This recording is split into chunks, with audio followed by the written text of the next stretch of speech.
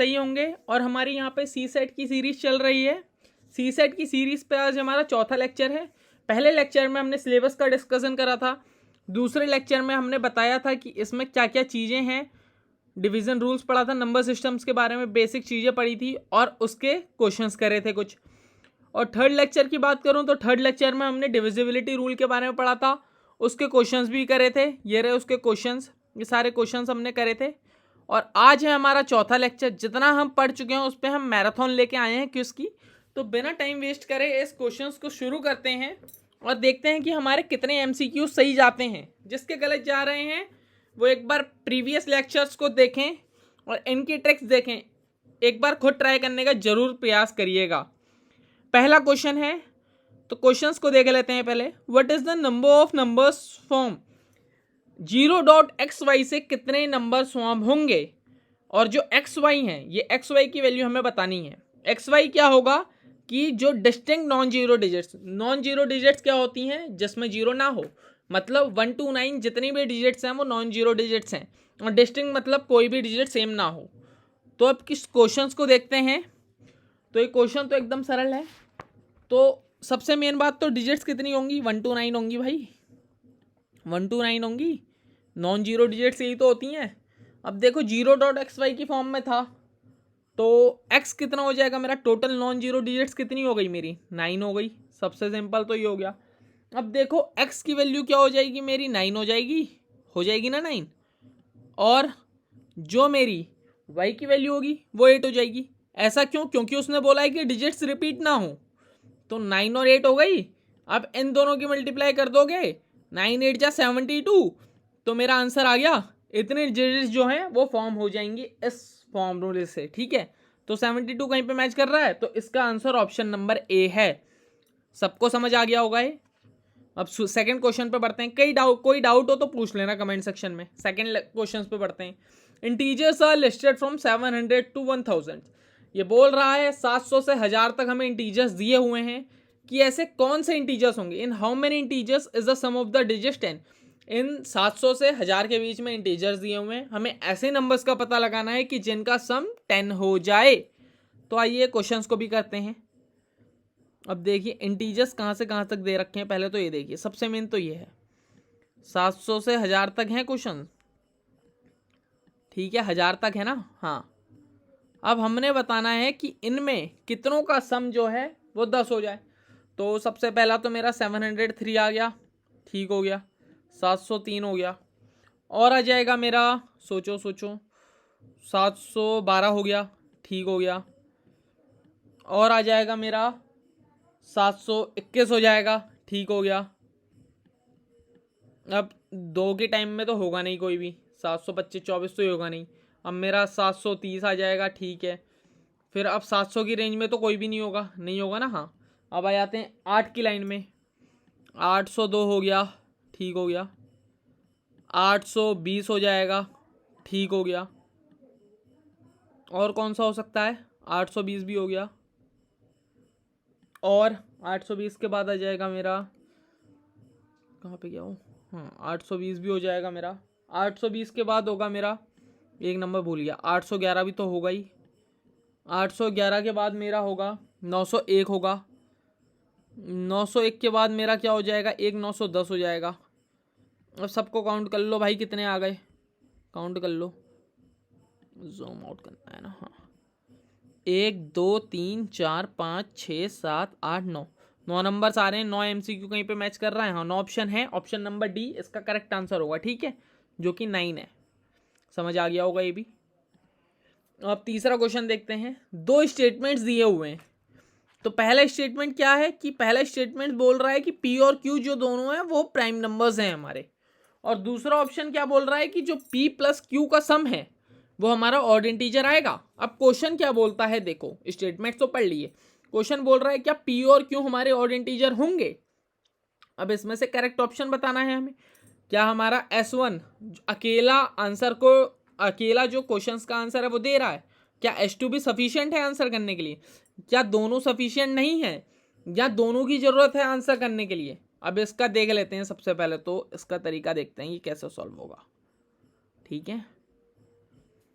कुछ भी नहीं है क्वेश्चन में। तो सबसे पहले तो आपको एक रूल पता होना चाहिए कि जब भी ऑड नंबर की ऑड से मल्टीप्लाई करोगे तो क्या आएगा, ऑड आएगा, ठीक है। जब भी ऑड नंबर की इवन से मल्टीप्लाई करोगे तो क्या आएगा, तब भी मेरा क्या आएगा, इवन आएगा, ठीक हो गया। जब भी ऑड नंबर इवन नंबर की इवन से मल्टीप्लाई करोगे तो क्या आएगा, इवन आएगा, सही हो गया। और जब भी ऑड प्लस ऑड करोगे तो क्या आएगा, 3 + 5 ही कर लो, क्या आता है, 8 आता है, तो इवन हो जाता है ऑड प्लस ऑड, ठीक हो गया। जब भी ऑड प्लस इवन करोगे तो मेरा आएगा odd plus even, odd plus even क्या आएगा मेरा, ये भी ऑड आएगा। और जब भी इवन प्लस इवन करोगे 2 + 6 कहीं कर लो, इवन प्लस इवन इवन ही आता है। तो ये समझ गए आप। तो पहला ऑप्शन क्या था कि P and Q both the prime numbers, P और क्यू दोनों प्राइम नंबर्स हैं। तो प्राइम नंबर्स कौन से होते हैं भाई, प्राइम नंबर्स 1 2 होता है, इवन होता है। 1 2 ले लिया मैंने, 1 5 ले लिया। जब भी 2 और 5 both the prime numbers, P and Q both are prime numbers. अब जब भी पी और क्यू को प्लस करोगे क्या ऑड इंटीजर आएगा, जरूरी तो नहीं है। 2 + 5 7 आया। अब 5 और 7 ले लो, 5 भी मेरा प्राइम नंबर है और 7 भी मेरा प्राइम नंबर है। जब भी 5 + 7 करोगे तो कितना आएगा, 7 5 कितना होता है, 8 9 10 11 12 होता है। तो देखो एक केस में ये ऑड आया और एक केस में ये इवन आया। ये ऑड भी हो सकता है और इवन भी हो सकता है। अब क्या पूछ रहा है, is P Q an odd integer, क्या पी क्यू मेरा ऑड इंटीजर है। भाई पी क्यू ऑड इंटीजर तो नहीं आया है, ऑड भी है इवन भी है। तो अब ये देख लेते हैं कि क्या है ये। अब इसमें से ऑप्शन देख लेते हैं कि कौन सी कंडीशन मैच कर रही है। तो S1 अकेला तो आंसर नहीं कर पा रहा, S2 अकेला भी आंसर नहीं कर पा रहा, दोनों मिलके आंसर तो कर रहे हैं, ठीक है। तो दोनों both S1 and S2 are necessary to answer the question. जब ये दोनों हमारे पास होंगे तो हम आंसर का करेक्टली ऑप्शन कर लेंगे। तो इसका ऑप्शन मेरा डी होगा करेक्ट, ठीक है। इस क्वेश्चन में अगर डाउट होगा तो पूछ लेना। चौथे क्वेश्चन की साइड को बढ़ते हैं। चौथा क्वेश्चन क्या कह रहा है, how many 5 digit prime numbers can be obtained by using all the digits. हमें प्राइम नंबर ऑब्टेन करना है, कौन कौन सी डिजिट्स हैं, डिजिट्स दी हुई हैं 1 2 3 4 5 से, ये 5 डिजिट्स हैं हमारे पास, इससे हमें प्राइम नंबर ऑब्टेन करना है। एक कंडीशन भी है कि कोई भी डिजिट दोबारा रिपीट ना हो। अब देखो प्राइम नंबर का केस क्या होता है, कौन कौन से डिजिट्स हैं मेरे पास डिजिट्स हैं 1 2 3 4 5। और कंडीशन क्या है कि एक भी डिजिट जो हो दोबारा रिपीट ना हो, ठीक है। अब प्राइम नंबर के लिए कंडीशन क्या होती है, वो नंबर जो कि या तो खुद की टेबल से डिवाइड हो या 1 से डिवाइड हो, ठीक है, खुद से या 1 से या 1 से। अब देख लो यार, डिविजिबिलिटी रूल पढ़ा हुआ था अपनों ने, तो ये तो मुझे पहले से याद था। अब जब 1 + 2 + 3 + 4 + 5 आप इन सबको प्लस करोगे ना, कितना हो जाएगा, 5 4 9 हो गया, 9 और 1 10 हो गया, 10 और 3 13 हो गया, 13 और 2 15 हो गया, 15 हो गया। तो जो ये 15 है ना भाई, ये 5 से भी डिवाइड हो जाता है और 3 से भी मेरा डिवाइड हो जाएगा। तो इससे मेरा एक भी प्राइम नंबर फॉर्म नहीं होगा, तो इसका आंसर मेरा 0 आ जाएगा, ठीक है। तो अब इसमें देख लेते हैं कोई ऑप्शन 0 है, तो भाई देखो ए जो ऑप्शन है वो 0 है, तो इसका आंसर मेरा 0 हो जाएगा। देखो कितनी इजीली हो जा रहे हैं ये क्वेश्चंस, कोई दिक्कत भी नहीं आ रही इनमें। कौन से कोई टाइम में आया था, 2020 में आया था यूपीएससी के, ये इजीली हो गया है क्वेश्चन। ये जो सीरीज है ना, ये खाली यूपीएससी के लिए नहीं, आप बैंकिंग की प्रिपरेशन कर रहे हैं उसमें भी काम आता है, कॉलेज एग्जामिनेशंस में भी काम आता है, एसएससी वगैरह के फॉर्म भर रहे हैं उसमें भी काम आता है। तो इस जो रीजनिंग है अपनी वो हर पेपर में आती है, कोई भी आप गवर्नमेंट का एग्जाम उठा लो। 5th क्वेश्चन की साइड पढ़ते हैं। अब ये 5th क्वेश्चन भी देखो क्या है, स्टेटमेंट्स और कंक्लूजन दिए हुए हैं। इसमें 2 स्टेटमेंट्स गिवन है, all numbers are divisible by 2। पहला स्टेटमेंट है कि सारे नंबर डिविजिबल हैं 2 से, दूसरा स्टेटमेंट है सारे नंबर डिविजिबल हैं 3 से, और कंक्लूजन क्या कह रहा है, all numbers are divisible by 6। Conclusion तो सही है, पहला तो सही है, all numbers are divisible by 6। जो 2 और 3 से डिवाइड होगा वो ऑटोमेटिकली 6 से भी डिवाइड हो ही जाएगा। 2 और 3 का एलसीएम क्या आता है, 6 आता है, तो ऑटोमेटिकली 6 से डिवाइड होगा ही होगा। All numbers are divisible by 4, नहीं 4 का डिविजिबिलिटी रूल अलग था। 4 की डिविजिबिलिटी रूल के लिए हम लास्ट की 2 डिजिट चेक करते थे। अब एक एग्जांपल दे रहा हूँ मैं, एग्जांपल में ले रहा हूँ 40, जो नंबर 40 3 से डिवाइड नहीं है, बट वो 2 से डिवाइड है और वो 4 से भी डिवाइड हो जाएगा, ऐसा जरूरी नहीं है। तो इसका एग्जाम्पल क्या हो जाएगा कि ओनली कंक्लूजन 1 इज ट्रू। जो 2 और 3 से डिवाइड होगा वो 6 से हर हालत में डिवाइड होगा ही होगा। इन दोनों का एलसीएम 6 होता है। और 4 के लिए ऐसा कोई रूल नहीं है कि जो 2 3 से डिवाइड हो रहा है वो 4 से डिवाइड होगा ही होगा, ऐसा कोई कंडीशन नहीं है। ठीक है, आ गया होगा ये भी समझ, आपको करने की जरूरत तो थी नहीं, इसमें ओरली हो गया। ओनली कंक्लूजन 1 इसका आंसर सही है। अगले क्वेश्चन में बढ़ते हैं 6th वाले में। द नंबर, अब देखो ये क्वेश्चन कैसे होगा। एक नंबर दिया हुआ है, इज डिविजिबल बाय 7। बोल रहा है कि ये जो नंबर है इसको डिविजिबल बाय 7 बनाना है और हमें पता करना है कि जो p की वैल्यू है सबसे बेस्ट वैल्यू p की कौन सी होगी। ठीक है, अब इसको सॉल्यूशन करते हैं। p नंबर डिविजिबल की ट्रिक तो मैंने बता दी थी, 6 7 से कैसे चेक करते हैं, वही ट्रिक लगनी है यहाँ पे। सबसे पहले तो भाई नंबर लिख लो, शॉर्ट फॉर्म में लिख लो नंबर को, आगे का क्यों लिख रहे हो, पीछे का चेक कर लेते हैं सीधे सीधे। नंबर क्या है, नंबर कहाँ से लिखूँ मैं, 2 5 है, 5 भी है क्या नंबर में, 5 दे रखा था क्या क्वेश्चन में, देख लेते हैं एक बार। नंबर क्या दे रखा है मुझे, 2 5, नंबर लिखो 2 5 P 3 6 9। ठीक है, ये मेरा नंबर दे रखा है। अब मैं इसको पूरा शॉर्ट कर ले रहा हूँ।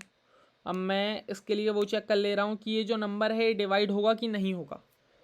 इसके लिए एक ट्रिक होती है सीधे सीधे कि लास्ट के डिजिट को 2 से मल्टीप्लाई कर लो। ठीक है, लास्ट के डिजिट को 2 से मल्टीप्लाई कर लूँगा मैं।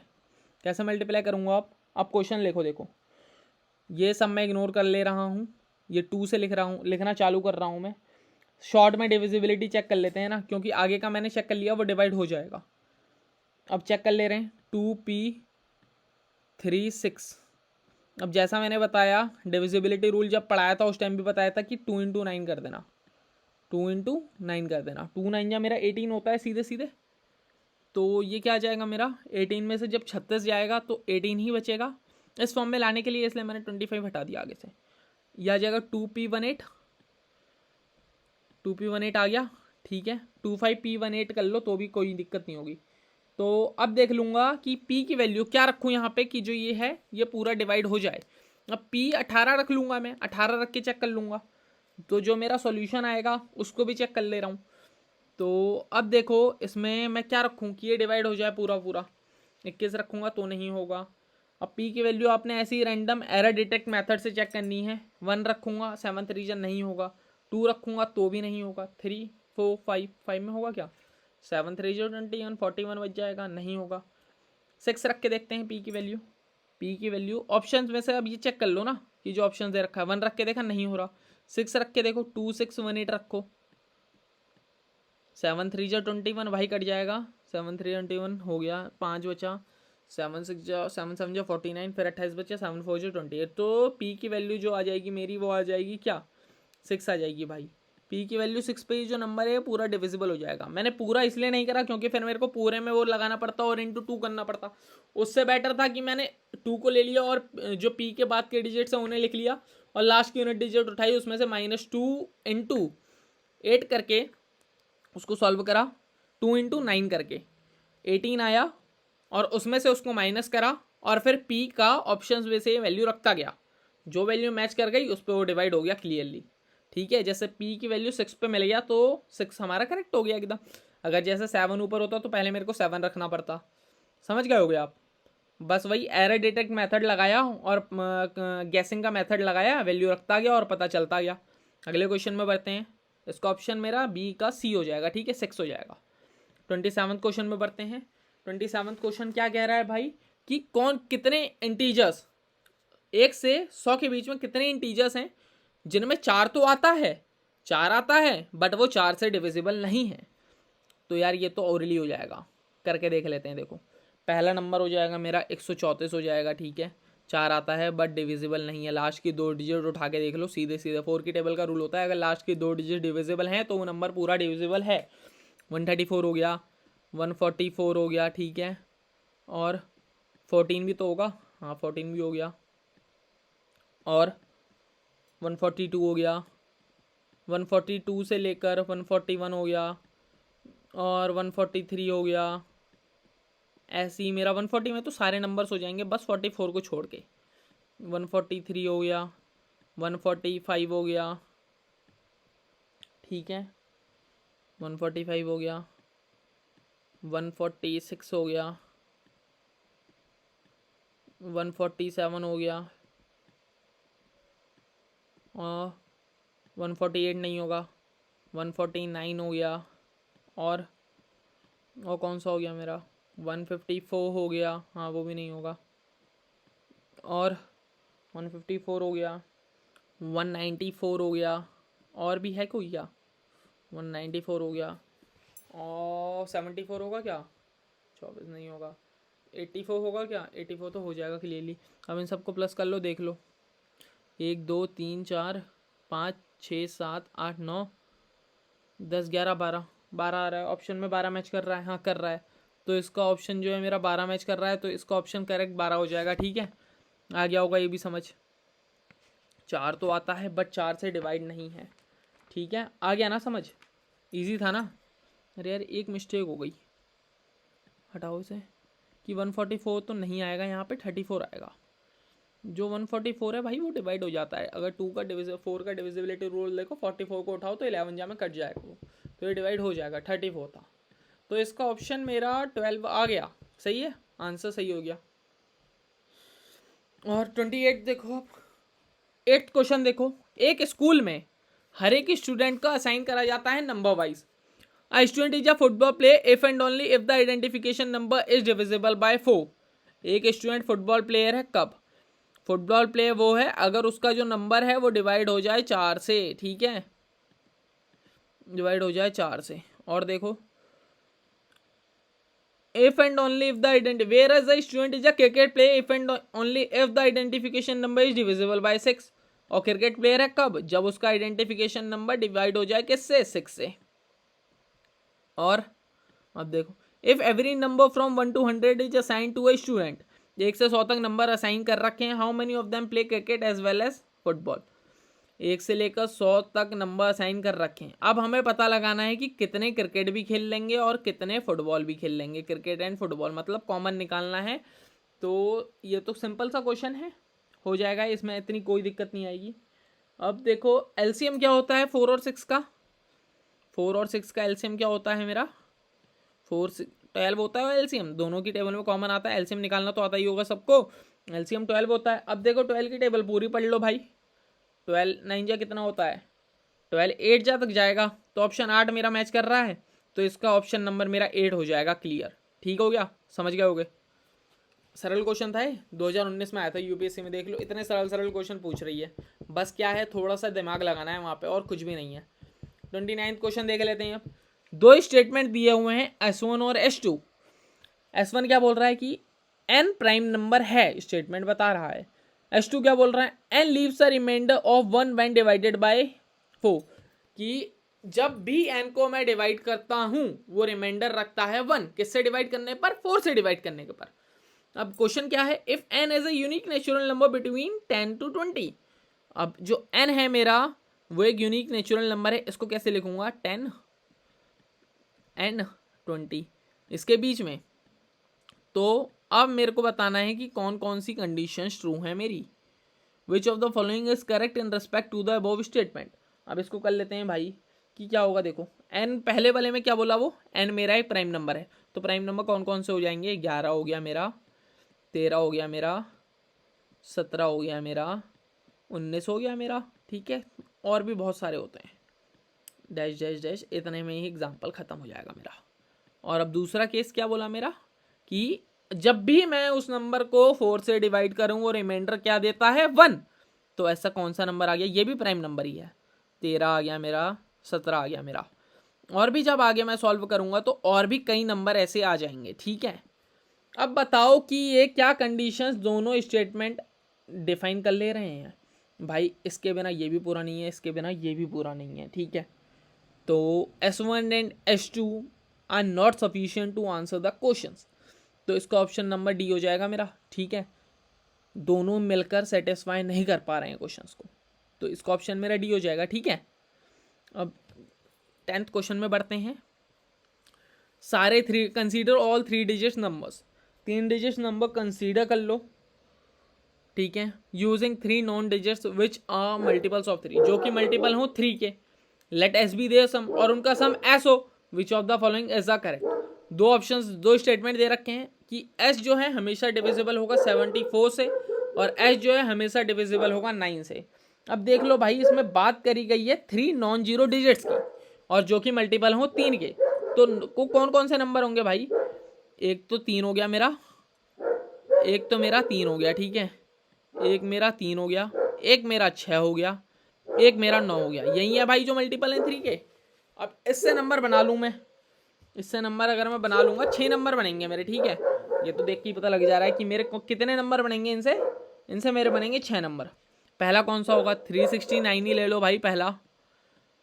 दूसरा कौन सा होगा? और उनका सम बोला है ना तो प्लस कर लेते हैं सीधे सीधे। 369 हो गया पहला नंबर। दूसरा नंबर हो गया मेरा 396, ठीक है।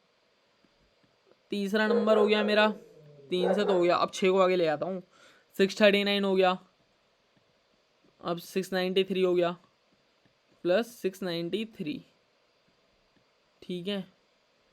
और कौन सा हो जाएगा? अब 9 को आगे रख लेते हैं, 936 और प्लस 963, ठीक है, 963 हो गया। अब इन सबको जब आप जोड़ोगे ना, कैलकुलेटर से जोड़ ले रहा हूँ मैं क्योंकि ये मेरे पास वैसे जोड़ने के लिए टाइम नहीं है, आप सभी खुद जोड़ के देखना।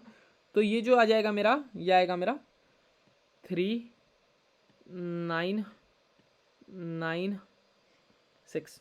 अब जब इसका पूछा गया है क्या क्या कि ये जो नंबर ये डिविजिबल है 9 से डिविजिबिलिटी के लिए तो सबको प्लस कर लो। 9 9 18 हो गया, 18 और 9 27 हो गया भाई। क्लियर जो है ये डिविजिबल हो जाएगा 9 से, ठीक है। और 74 से डिवाइड करके देख लेना, 74 से डिवाइड करके देख लेना तो ये 74 से भी डिविजिबल हो जाएगा।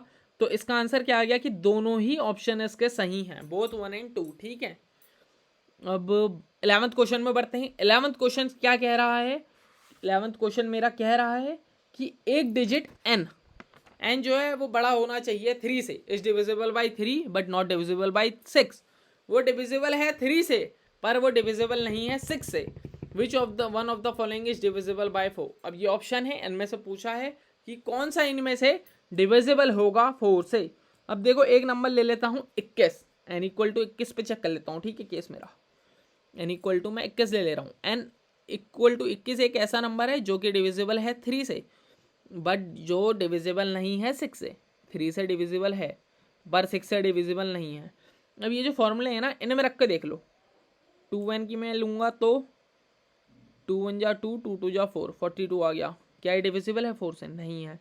3n रख के देख, 3n पे देखो, 3 1 जा 3, 3 2 जा 6, क्या ये डिविजिबल है 4 से? नहीं है, ठीक है। अब 2n प्लस 4 देखो, 42 में प्लस 4 का तो 42, 43, 44, 48, 46, 46, क्या ये डिविजिबल है 4 से? नहीं है। अब 3n वाले में देख लो भाई, 3n 63 प्लस 1 64, भाई क्या ये डिविजिबल है 4 से? बिल्कुल डिविजिबल है भाई 4 से। तो इसका ऑप्शन मेरा आ जाएगा 3n प्लस 1, ठीक है। आप ऐसी और नंबर भी रख के देख सकते हो। कौन सा नंबर बताऊंगा? अब 27 रख के देख लेना, 33 रख के देख लेना, वो भी ये बता देगा, ठीक है। समझ आ गया होगा। इसका ऑप्शन 3n प्लस 1 आ जाएगा। अगले क्वेश्चन की साइड बढ़ते हैं। How many numbers from 0 to 999 are not divisible by either 5 or 7। अब ये क्वेश्चन देख लेते हैं कि ऐसे कितने नंबर हैं 0 से 999 के बीच में जो कि डिविजिबल नहीं है।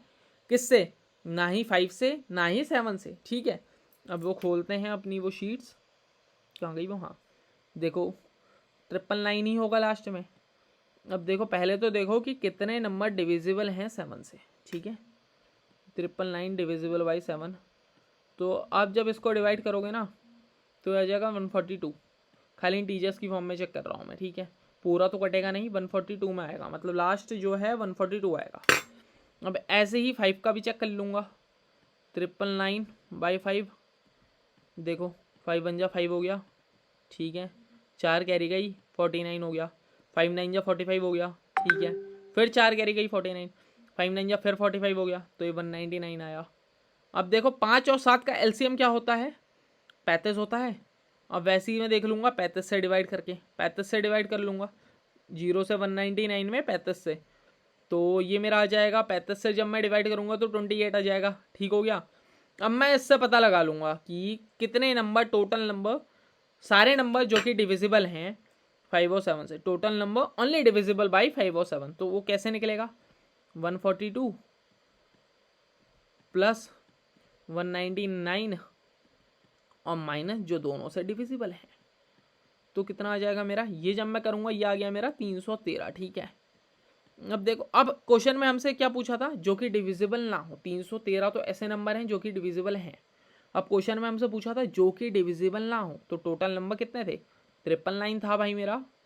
ठीक है, 999 में से मैं माइनस कर दूंगा 313 को, कितना आ जाएगा भाई, 9 में से 3 या 3 बचा, 6 बचा, 9 में से 1 गया 8 बचा, 8 बचेगा ना, और 9 में से 3 या 8 बचा फिर, तो 686 ऐसे नंबर हो जाएंगे जो कि डिविजिबल नहीं है। ठीक है, जो कि डिविजिबल नहीं है, तो ऑप्शन में मैच कर रहा है, 686 मैच कर रहा है, तो इसका ऑप्शन ये करेक्ट हो जाएगा। पहले तो मैंने पता लगाया कि 5 से कितने नंबर डिविजिबल हैं, फिर मैंने पता लगाया कि 7 से कितने नंबर डिविजिबल हैं, फिर मैंने पता लगाया कि दोनों से कितने नंबर डिविजिबल हैं। दोनों से कैसे पता लगेगा, 5 7 35 हो गया, फिर सबको प्लस कर दिया और इससे माइनस कर दिया, पता लग गया कि 7 और 5 से कितने नंबर डिविजिबल हैं।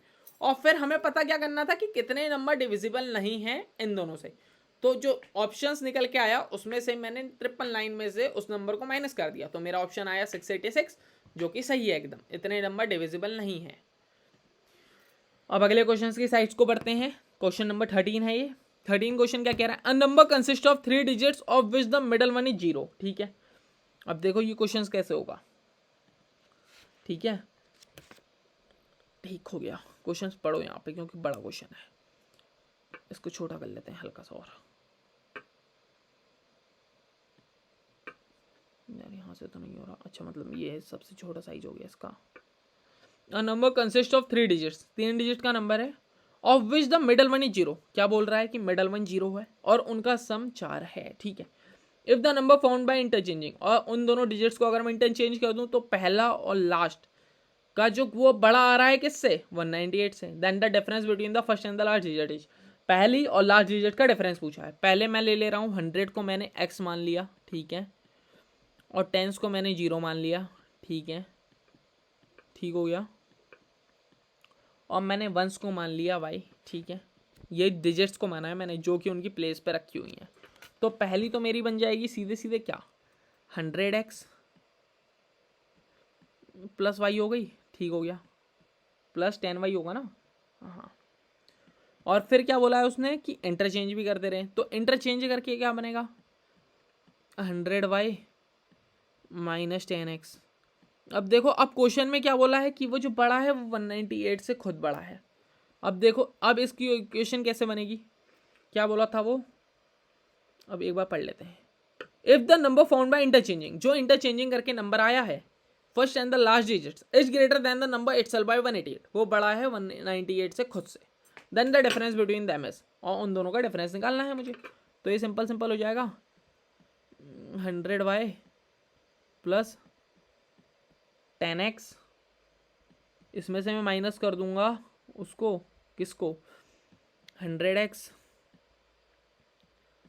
Plus 10y। अब इक्वल टू में मेरा क्या चले आएगा, इक्वल टू में मेरा चले आएगा क्या, इक्वल टू में मेरा होगा 198। अब भाई इसको सॉल्व कर लेना, इसको सॉल्व करके जो आंसर आ जाएगा ना तुम्हारा, वही y और x की वैल्यू आ जाएगी। मैंने तो कर लिया था ये, तो y माइनस एक्स जो मेरा निकल के आया था इसमें वो मेरा 2 आया था। ठीक है, तो अब बताना था, वही तो बताना था मैंने कि जो y और x का डिफरेंस आएगा, then the difference between the first and the last age, पहला और लास्ट के बीच का डिफरेंस क्या आया, 2 आया, तो 2 मैच कर रहा है मेरा, सिंपल है, खत्म हो गया यहीं पे। 14th क्वेश्चन पे जाते हैं। When a number is divisible by 7, एक नंबर जो कि डिविजिबल है 7 से, क्या रिमाइंडर देता है, 3 देता है, कि find the total possible number of such type lying between 11 and 100। ये क्वेश्चन भी इजी है भाई।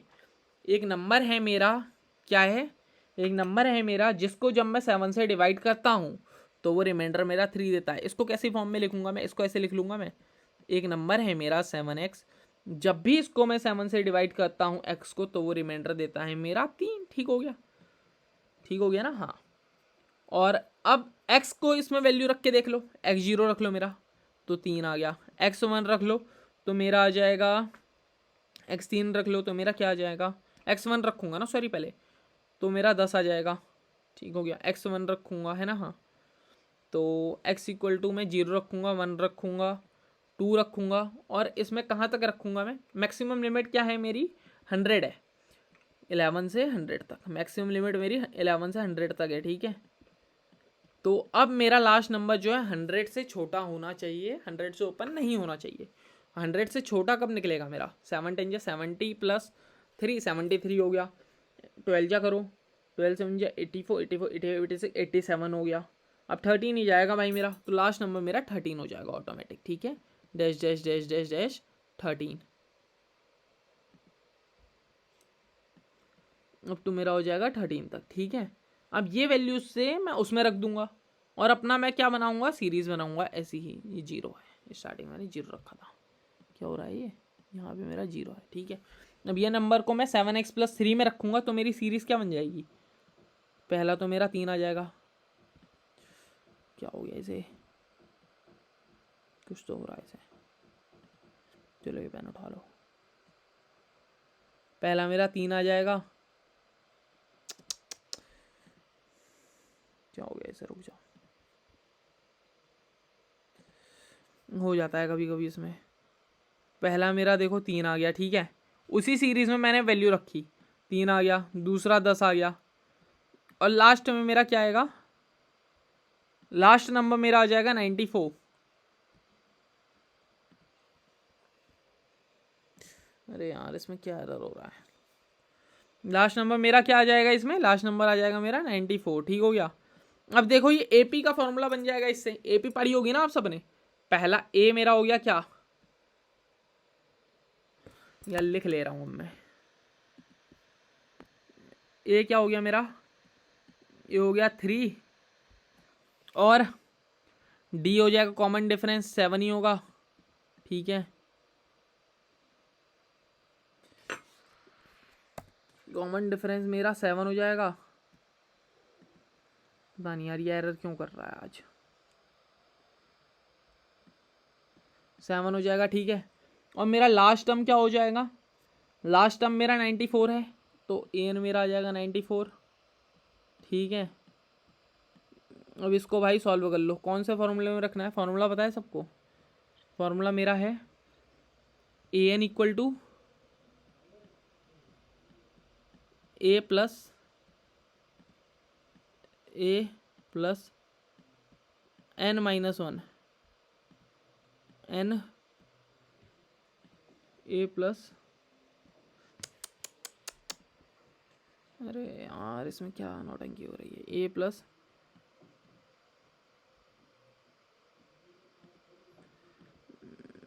एन, देखो फॉर्मूला होता है A N equal to A plus n - 1 into D, A plus n - 1 into D. इसको हटाता हूँ एक बार, पूरे को रिफ्रेश करते हैं एक बार, इसे रुक जाओ, उतना याद हो गया था ना, होने दो रिफ्रेश, नेट के प्रॉब्लम आ रही है शायद यहाँ पे, मैं दूसरे कमरे में आया था ना क्योंकि भजन वगैरह हो रहे थे वाले कमरे में, तो हाँ ये रही अपनी सी सेट सीरीज का ब्लैक बोर्ड, तो वो इस चक्कर में प्रॉब्लम कर रहा था। तो इतना तो समझ आ ही गया होगा ना आपको पूरा, कि 7n + 3 कैसे आया, वो कि एक नंबर था जो 7 से पूरा डिविजिबल था, बट हमने देखा कि पहले तो उसकी सीरीज़ बनाई हमने 0 1 2 3 वैल्यू रख के, और लास्ट कहाँ तक थी हमारी लिमिट, 100 तक थी, तो 100 तक हमारी लिमिट रख के हमने वैल्यू बनाई। तो वो फार्मूला याद है, फार्मूला लिख दे रहा हूँ मैं, ए, थोड़ा सा जूम और करो यार कुछ तो दिखे, तो फार्मूला आ गया मेरा A N equal to A plus n - 1 into D. A N क्या था, ए एन क्या था मेरा, उसमें ए एन जो था मेरा लास्ट टर्म था ना, लास्ट टर्म ही तो होगा, ठीक हो गया। अब लास्ट टर्म मेरा कितना है उसमें, 94 आया था ना, हाँ 94 इक्वल टू ए क्या था मेरा भाई, पहला टर्म तो मेरा 7 ही होगा, नहीं 3 था ना, हाँ 7n + 1 था क्योंकि 0 रख के देखा था। अब n क्या होगा मेरा, n ही तो पता करना है, n - 1, और d क्या था मेरा, कॉमन डिफरेंस तो 7 ही था। अब इसको जब आप सॉल्व करोगे ना तो मेरा n की वैल्यू क्या आ जाएगी, मेरी n की वैल्यू जो आ जाएगी मेरी वो 14 आ जाएगी। तो मेरे 14 तो ऐसे टोटल नंबर आ गए, ठीक है। अब कहाँ से पूछा था हमसे, हमसे उसने पूछा था 11 से लेकर, हमसे उसने पूछा था 11 से 100 तक, बट हमने कहाँ से निकाले थे ये, हमने निकाले थे ये 0 से लेकर, ठीक है। तो जो पहले 2 नंबर थे ना मेरे, उनको माइनस कर दूंगा। कैसे? 14 माइनस 2 कर दूंगा, 14 माइनस 2 कर दूंगा तो क्या आ जाएगा मेरा, 12 आ जाएगा। तो इसका सही ऑप्शन क्या होगा मेरा भाई, 12 इसका सही ऑप्शन हो जाएगा। तो ऑप्शन में देखो 12 मैच कर रहा है कहीं, हाँ भाई ये 12 मैच कर रहा है, 14 भी मैच कर रहा है, 14 मत लगाना। 14 क्यों नहीं होगा, क्योंकि भाई जब मैं 0 रखूंगा तो 3 आएगा, जब मैं 1 रखूंगा तो वो 10 आएगा। तो मेरे को सीरीज में कहाँ से करना था, 11 से 100 तक। तो जो 3 और मेरा 10 आएगा उन दोनों को तो मैं इग्नोर कर दूंगा, ठीक है, समझ गए ना। अब लास्ट क्वेश्चन है हमारा इस सीरीज का, लास्ट क्वेश्चन देखते हैं। जो डिफरेंस है, क्या बोल रहा है कि जो डिफरेंस है 2 डिजिट नंबर का और जो नंबर ऑब्टेन्ड होता है इंटरचेंज करके, वो मेरा 54 होता है। अब 2 ऑप्शन दिए हुए हैं मेरे, 2 स्टेटमेंट दिए हुए हैं कि जो सम होगा डिटरमाइन कर सकते हैं उसके प्रोडक्ट से भी हम, और जो डिफरेंस होगा 2 डिजिट नंबर का क्या है वो डिटरमाइन कर सकते हैं। तो अब इसको पहले तो इक्वेशन बना के देख लेते हैं, ठीक है। थोड़ा छोटा करो इसको, छोटा करना है तो थोड़ा सा छोटा करो इसको। अब देखो मैं नंबर ले रहा हूँ, नंबर क्या ले रहा हूँ मैं, 10x प्लस वाई कर दे रहा हूँ, ठीक है। 10x प्लस वाई नंबर कर ले रहा हूँ मैं। अब जो इन दोनों का डिफरेंस था ना 10x प्लस वाई, और जब वो इंटरचेंज करके आएगा -10y माइनस एक्स, तो वो क्या आ रहा था मेरा, वो आ रहा था मेरा 54। तो 9 कॉमन आ जाएगा, तो मेरा सीधे सीधे x minus Y equal to 6 आ गया। इतना तो आता ही होगा यार, ख़त्म सी मैथ से। x minus Y equal to मेरा 6 आ गया, ठीक है। अब मैं इसको पढ़ूंगा क्या, अपने MCQs के ऑप्शंस को पढ़ो, ऑप्शंस को पढ़ो।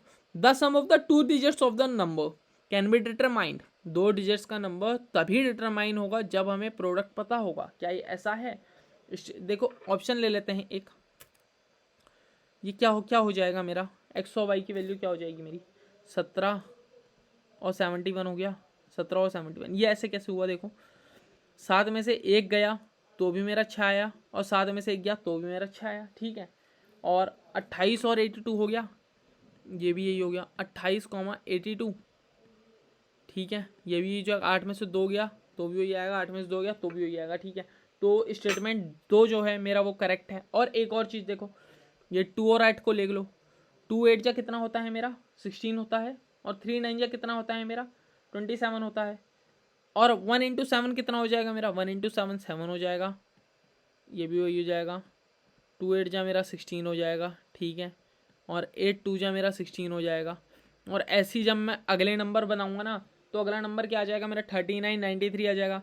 3993 आ गया अगला नंबर मेरा, 39,93। अब जब मैं इसकी मल्टीप्लाई करूँगा तो वो क्या होगा, 39,93 की 3 9 जो 27 हो गया, और 9 3 या मेरा 27 हो गया। तो भाई ऑप्शन दोनों सही है ना, समझ आ गया होगा। ये ऑप्शन थोड़ा आपको ये क्वेश्चन अच्छे से समझ नहीं आया होगा, मैं खुद मान रहा हूँ। ये क्वेश्चन में थोड़ा वैसा था, थ्योरेटिकल क्वेश्चन था। तो इन दोनों का ऑप्शन एक बार देख लेना अच्छे से, एक बार बार रिपीट कर लेना कि देखो 2 तो नंबर दिए हुए थे पहले हमें, 10x प्लस वाई था, उन दोनों का डिफरेंस मेरा जो था वो 54 के बराबर था। तो मेरी एक इक्वेशन बन गई x minus Y equal to 6। अब देखो ये चीज़ें क्या कह रही हैं कि जो डिफरेंस होगा between the 2 digits of the number can be determined. क्या 2 डिजिट्स के नंबर से डिफरेंस से पता लग जाएगा हमें, आया ना, 7 आया ना, क्लियर आया। और the sum of the 2 digits of the number can determined only if the product of the 2 digits और नन। क्या हम 2 डिजिट्स का सम तभी निकाल सकते हैं जब हमें प्रोडक्ट पता हो। तो हाँ दोनों सही है ना एक हिसाब से, देखो ये तभी तो चल रहा है काम। मैंने नंबर बना लिए 17 और 71, तो दोनों का प्रोडक्ट 7 आया, ठीक है। और 7 माइनस 1 6 होता है मेरा, ठीक हो गया ना। 2 और 8 मेरा 2 8 जा 16 होता है, और दोनों को माइनस कर दूंगा, 8 में से 2 गया तो क्या आ जाएगा मेरा 6 आ जाएगा, ठीक है ना। दोनों y माइनस एक्स वो पढ़ा ना, 6 आ रहा था वहाँ पे। तो यार ये समझ आ गया होगा, आशा करता हूँ मैं। और इसी के साथ हमने यहाँ पे 15 क्वेश्चन डिस्कस करे। अगले वाले लेक्चर्स में 15 क्वेश्चन और डिस्कस करेंगे। तो उम्मीद करता हूँ कि मोस्टली बच्चों के ऑप्शन सही गए होंगे। तो यहाँ पे इस लेक्चर को एंड करते हैं, और मैं आशा करता हूँ आप सभी सही होंगे। इसी तरीके से बने रहिए। UPSC CSET सीरीज़ में CSET का पेपर क्वालिफाई करेंगे हम सब मिलके। 33% का क्राइटेरिया होता है, बस पासिंग क्राइटेरिया चाहिए होता है इसमें। 33% मार्क्स परसेंटेज सिक्योर करनी होती है और हमारा ये पेपर क्वालिफाई हो जाता है। चलिए मिलते हैं आपसे अगले लेक्चर में। Bye bye.